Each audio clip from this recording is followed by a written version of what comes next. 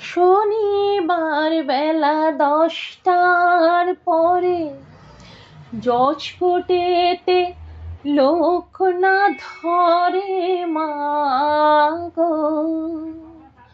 শনিবার বেলা 10টার পরে জজকোটেতে লোক না ধরে মা গো। হলো অভিরামের দীপ চালান মা, ক্ষুদিরামের ফাঁসি।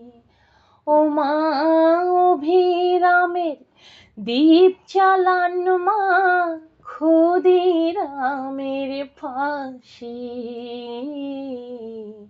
একবার বিদায় দে মা, ঘুরে আসি।